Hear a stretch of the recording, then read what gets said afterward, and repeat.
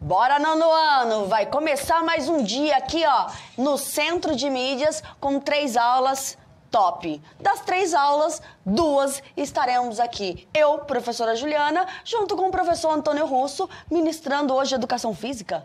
Primeiro Geografia agora e depois Educação Física. Olha, imenso prazer em estar moderando a sua aula aqui quietinho, olhando para o chat, né? Não, a gente vai fazer atividade física. Muito bom. Então eu vou chamar aí o nosso querido Ivan, que gosta de atividade física. E ele vai estar fazendo aqui atividade física. Aí, ó, tá lá, já tá empolgado. Qual o tema de hoje, Ju? Vamos lá! É a segregação na sociedade urbano-industrial e a habilidade da aula de hoje... Plim. Habilidade? Aê! EF09G23. Debater as origens e consequências dos problemas da desigualdade social, da fome e da pobreza na sociedade urbano-industrial, considerando a concentração de renda, dos meios de produção, de acesso aos recursos naturais e da segregação socioespacial em diferentes regiões do mundo. Unidade temática, mundo do trabalho. Objeto do conhecimento, cadeias industriais e a inovação no uso dos recursos naturais e matéria-prima. Muito bom. Então vamos falar aí sobre questões da urbanização e, logicamente, né, das diferenças que acontecem não só aqui no Brasil, mas no mundo. Mas antes nós vamos ver um IBGE, né, um vídeo, né, do IBGE Explica, do DS2, que é erradicação da fome. Daqui a pouco a gente volta.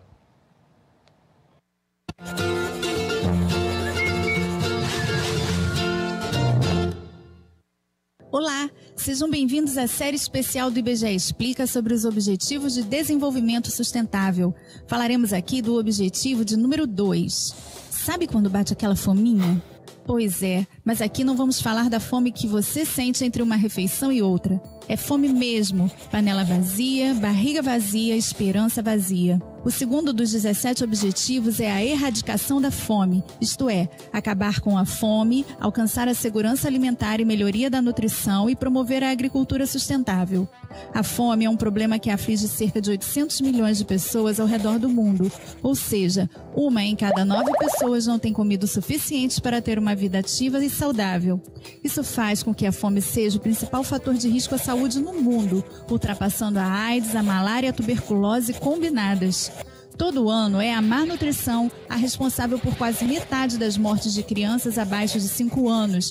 São cerca de 3,1 milhões de crianças todos os anos. A Ásia e a África subsaariana são as regiões do mundo onde esse mal se faz mais presente. São dados alarmantes, não? E se eu te dissesse que hoje o mundo produz comida o suficiente para alimentar a todos? Alguns estudos mostram que produzimos comida para 10 bilhões de pessoas.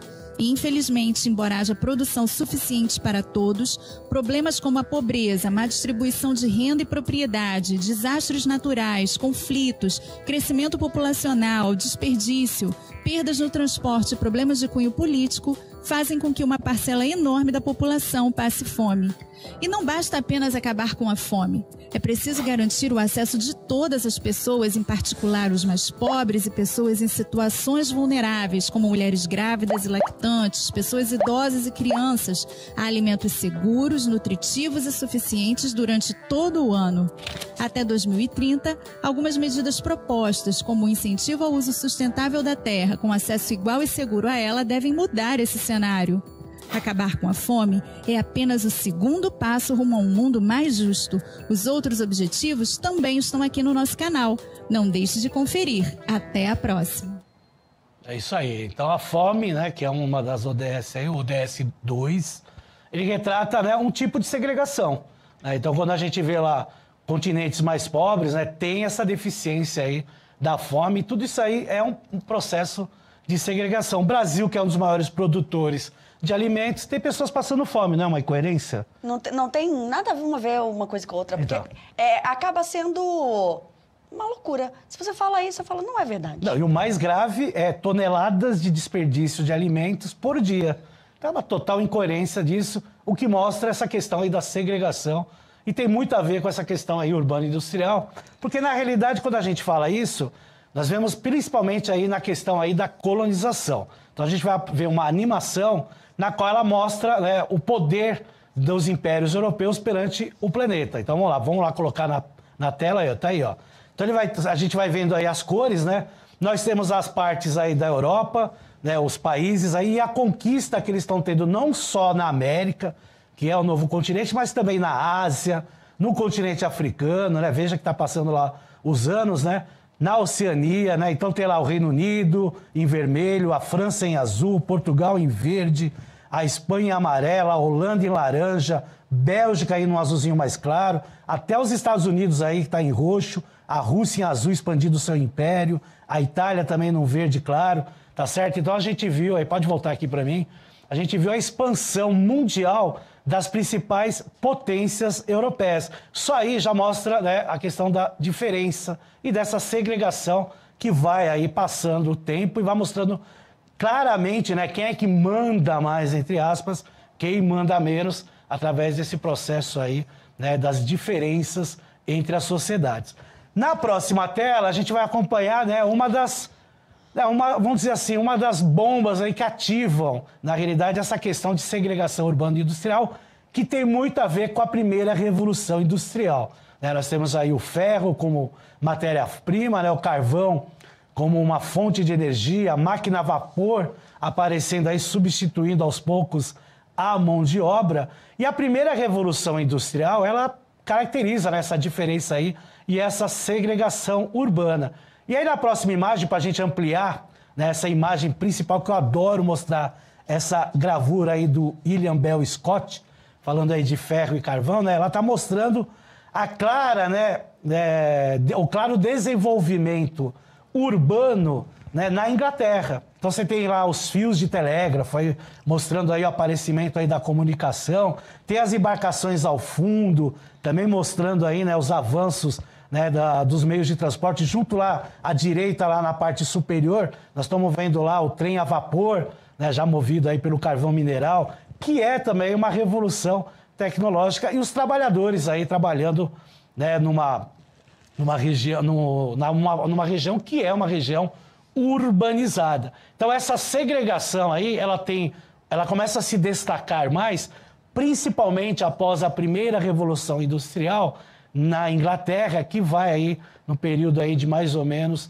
em meados do século XVIII, né? Então, se a gente for analisar, né, o espaço, até que é um tempo assim curto em relação à segregação que foi efetuada no mundo todo. Aí, lógico, né, veio todo esse processo advindo da colonização, porque com a colonização muitos dos impérios europeus acumularam riquezas, a Inglaterra foi a principal delas, né, acumulou muito ouro e aí propiciou, né, na realidade, que a sociedade inglesa melhorasse e aumentasse o seu potencial, tanto social como principalmente econômico, não só em relação à Europa, mas em todo o planeta, né? Principalmente quando falamos aí de colonizações na América, né? Colonizando lá principalmente a América do Norte e colonizando o continente africano, sendo um dos principais na neocolonização junto com a França, tá certo? E logicamente com essa revolução industrial,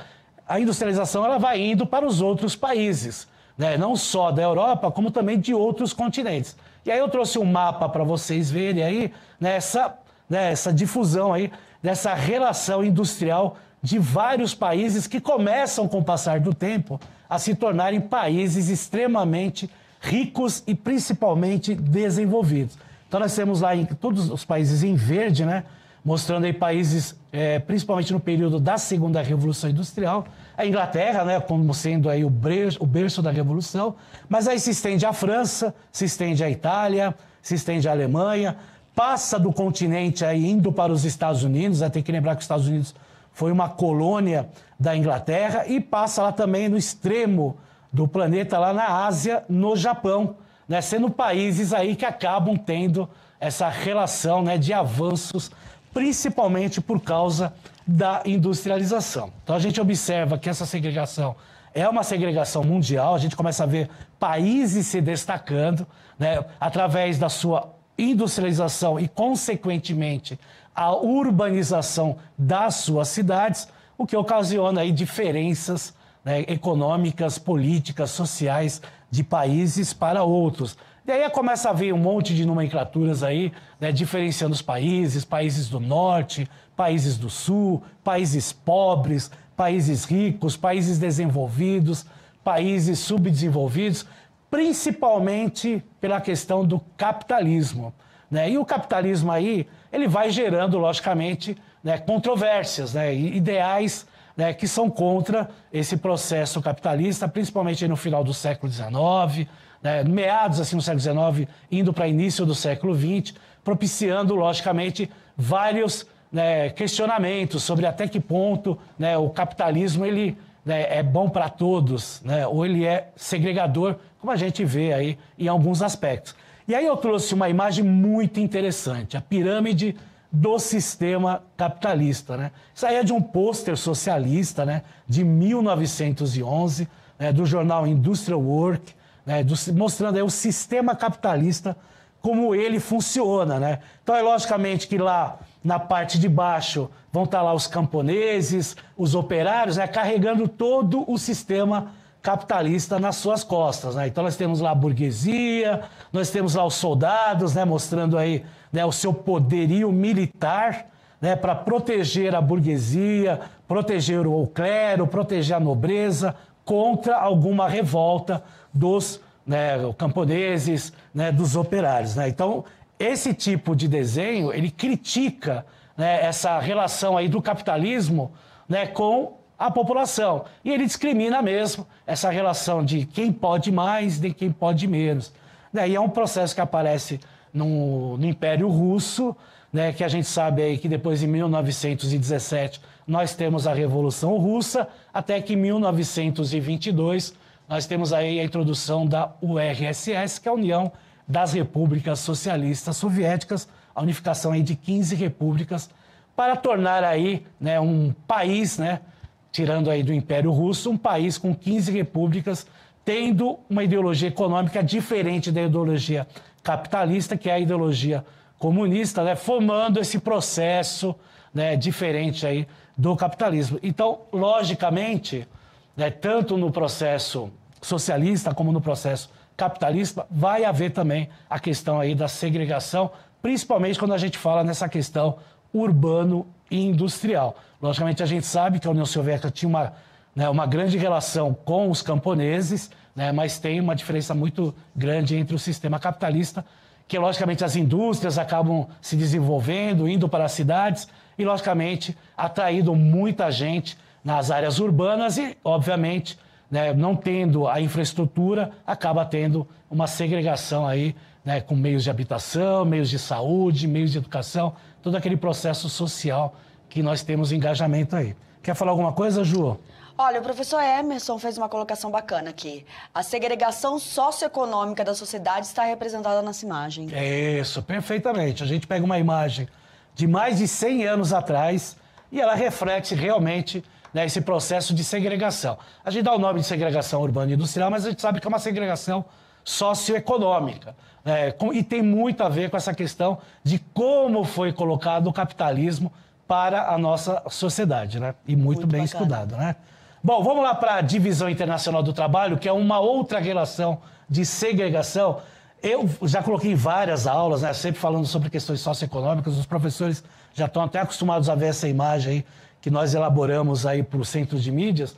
Ele é bem claro, né? Então, toda vez que a gente fala de segregação, diferenças, a gente retrata a divisão internacional do trabalho, que ela é dividida em duas, né? A divisão clássica, né, que é o período aí após a Segunda Guerra Mundial, e a nova divisão, que a gente chama de Nova DIT, que é principalmente no processo de globalização. Mas vejam que mesmo com a mudança, né, dos aspectos socioeconômicos que nós temos na sociedade pós-Segunda Guerra Mundial e globalização, as características dos países, eles são iguais praticamente. Olha lá, vamos lá na DIT clássica, países desenvolvidos.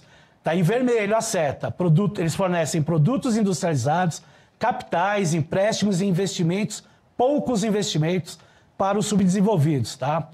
E o que está em azul, a setinha apontando lá para os países desenvolvidos que provém dos países subdesenvolvidos não industrializados, produtos primários, matérias-primas e alimentos. Na nova ADIT, que já é um processo mais global, né, vendo lá a setinha azul, né, saindo aí dos subdesenvolvidos e industrializados, né, a gente não fala mais subdesenvolvidos, a gente fala países em desenvolvimento ou países emergentes.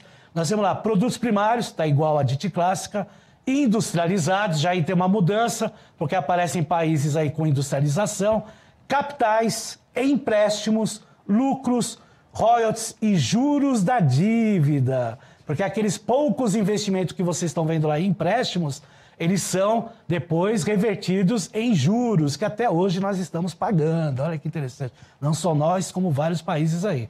Em contrapartida, né, os países desenvolvidos nos fornecem o que está na seta vermelha, produtos industrializados, com tecnologia superior, tecnologia e capitais, empréstimos, investimentos produtivos e olha que interessante, investimentos especulativos. Então, né, pode voltar aqui para mim, por favor. Investimentos especulativos são investimentos em bolsa de valores, na qual muitas empresas, principalmente empresas estrangeiras, investem em bolsas de valores de países em desenvolvimento e emergentes, porque o lucro é maior, porque as taxas de juros são maiores, então a rentabilidade é maior. Mas qualquer crise econômica que acontece, o que vai acontecer? Eles vêm e resgatam dinheiro. E aí a crise vai se formando uma bola de neve, o famoso efeito dominó da economia. Isso aconteceu já em vários anos aí, aconteceu em 1998, quando teve lá a crise da Bolsa na Ásia, depois tivemos crise da Bolsa do México, crise na Bolsa da Rússia, e isso aí acontece aí, efeitos dominó. E veja, eu estou citando aí países e regiões de países em desenvolvimento ou países emergentes. Por quê? Porque ainda existe uma clara dependência de dinheiro estrangeiro, tá certo? E esse é o maior problema que nós temos aí também no Brasil. Está melhorando, mas está muito sensível aí, né, a liberação. Tudo bem, pessoal? Vamos lá para empresas multinacionais? Então tá lá, ó, coloquem na tela. São empresas que a partir do pós-guerra têm sua matriz no país de origem e abrem suas filiais produtivas em outros países, principalmente naqueles que possam obter especificamente os seguintes fatores locacionais: matéria-prima, mão de obra barata, incentivos fiscais, existência de infraestrutura logística, no caso aí os meios de transporte, infraestrutura energética e mercado consumidor. Basicamente, através desses fatores locacionais, as empresas estrangeiras dos países desenvolvidos se dispõem, né, a construir empresas para produzirem, né, e, logicamente, serem recepcionadas através desses fatores locacionais. Então, logicamente, nos países considerados na época, porque isso aí acontece após a Segunda Guerra Mundial, vai se estendendo até 1980, 1990, com essas características aí de fatores locacionais. Temos aí disponibilidade de matéria-prima, temos disponibilidade de energia elétrica, principalmente no caso do Brasil, energia hidrelétrica, que vem a disponibilidade da água. Nós temos aí os incentivos fiscais que foram, né, muitos, né, acordados com as empresas para virem para cá, infraestrutura dos meios de transporte, principalmente as rodovias. Foram construídas aí inúmeras rodovias aí a partir da década de 1950. Tudo isso aí para quê? Para as empresas estrangeiras virem não só para o Brasil, como para outros países, na época aí denominados subdesenvolvidos. E é lógico que isso vai gerar uma segregação urbana através também da industrialização. Muita gente sai da área rural, né, provocado aí pelo incentivo a uma melhor condições de vida para vir trabalhar nos grandes centros onde havia as indústrias e aí fazia aquela questão da mão de obra, né? Então aquele excesso de mão de obra fazia com que havia um contingente muito grande de pessoas para trabalhar aqui, só que nem todo mundo arrumava emprego das grandes indústrias. Aí começa a ter aquela questão da segregação espacial que a gente tem aqui nos grandes centros e até em médios e pequenos centros do Brasil. Vamos lá, Ju? Vamos, tem atividade? Tem atividade aí. Opa, cadê a atividade? Na sua opinião, Quais são as razões para as diversas desigualdades socioeconômicas no mundo? Não esqueça de colocar aí o nome do seu estudante, a escola, tudo direitinho.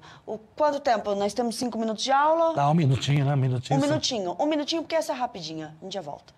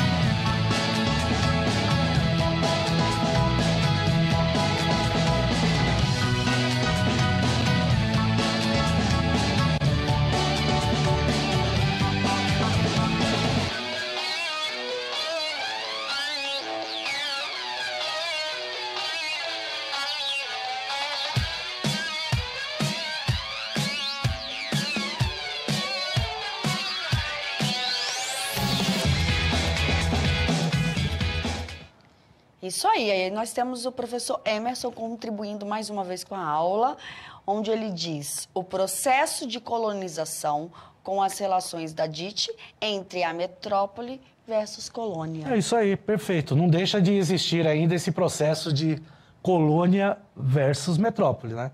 Nós deixamos de ser metrópole, de ser colônia de Portugal, né? Mas os reflexos, né, apesar de ter se passado aí, né, desde 1822 com a independência, mesmo assim, né, ainda se propagou aí um período até 1889 com a proclamação da República, mas ainda temos claros resquícios aí da colonização que foi feita aqui no Brasil, de colonização, de exploração, né, de retirada de várias riquezas aqui do Brasil. Então, o professor Emerson, que está sempre participando, né, um abraço aí para Embu das Artes, da onde está o professor Emerson, né, e aí a gente toca o barco aí, né, tentando ver se melhora o país. Vamos lá para um mapa interessante, ó, diferenças na igualdade de renda nacional em todo o mundo, medida pelo coeficiente de Gini nacional, dados de 2018. Por inúmeras vezes, a gente já falou sobre o índice Gini, né, mas nunca é demais sempre falar, né, o índice Gini ele é o contrário, né, do índice do IDH, que é o índice de desenvolvimento humano, né, no IDH, quanto mais próximo de 1, melhores as condições socioeconômicas do país. Aqui no índice Gini, quanto mais próximo de 1, né, é o inverso, né? São países aí com maior desigualdade econômica, né? A gente vê que boa parte dos países da América Latina estão numa faixa aí entre 40 a 50, ou seja, né, metade, né, vamos dizer assim, da questão da distribuição de renda. Não é um número legal, né? Porque poucos são os países que estão abaixo disso. Então, boa parte dos países estão nesse número intermediário. Né? Mesmo países que às vezes aparecem, né, com uma menor desigualdade econômica aqui, né, distribuição de renda, não é uma realidade que acontece aí na maioria dos países do planeta. Né? Tem que lembrar que 3/4 dos países aqui, né, e 3/4 da população mundial vivem em países em desenvolvimento ou países emergentes. E falando de IDH, temos o mapa aí do IDH, mostrando aí ajustados à desigualdade, tá? Dados aí de 2018, por isso que aí nós temos, como é ajustado a desigualdade, temos números diferentes do IDH, que é dos 3 pilares lá, mostrando renda, a questão da saúde e da educação. Então o Brasil, que está em laranja, está entre 0,550 e 0,559, né? O que mostra aí um IDH, nesse caso seria um IDH médio, apesar que no IDH nós temos aí o Brasil no IDH alto, né? Nessa questão de ajuste, conferindo com a desigualdade, aí ele cai para o IDH médio, como boa parte dos países em desenvolvimento. Damos a exceção para a Argentina, o Chile e o Uruguai, aqui na América Latina, tá? Que estão aí na parte verde, que vai aí de 0,650 a 0,699 para o Uruguai, e acima aí 0,700, 0,759 para a Argentina e o Chile, que tem lá, né, um processo diferente aí socioeconômico em relação a boa parte dos países da América Latina. Vamos lá para o próximo mapa, na verdade é um gráfico, desculpa, mostrando aí a participação global da riqueza por grupo de riqueza. Então tá lá, né, na parte da população global, 55% são de miseráveis até $100, até $10, né? 10 mil dólares. Pobres, considerados aí, né, em 33%, né? A classe média em verde, 11%, e os milionários, né, 1%. Né? Riqueza global, né, distribuída, 1% está para os mais pobres, 14% está aí numa relação para os pobres, 39% para a classe média, 46% da riqueza está concentrada para os mais ricos, que são 1% da população mundial. Vejam que a cor da pirâmide se inverteu, né? Entre a relação, né, da população global e para a relação da riqueza global. E, logicamente, né, a gente vai passar aí as imagens de concentração de renda, né? Pode colocar aí, ó, barracas de pessoas sem teto nas calçadas de Skid Row em Los Angeles, e na mesma cidade uma mansão aí de Home Hills, também na mesma cidade. Olha aí, isso é uma segregação social. E outro contraste aqui no Brasil, que eu gosto muito de mostrar essa imagem nas aulas, pode colocar aí na tela, que é a favela da Rocinha, a maior favela do Brasil, em contraste com os edifícios de São Conrado ao fundo, no Rio de Janeiro, né, e boa parte à beira-mar. Bonita, e só terra lá. Minha terra. Rio de Janeiro. Só olha pra frente, não olha pra trás. É isso aí, olha pra frente. Vamos lá no Saiba Mais. Né, aí vocês têm um vídeo legal, né, do Instituto Acatu, o olhar da indústria para a sustentabilidade. Certo, pessoal? O tempo acabou. Obrigado aí pela participação. Um abraço a todos. Até a próxima. Valeu aí, Ju. Coração. Coração. Espera aí que nós vamos pra educação física. Então vamos pra educação física com o coração na mão.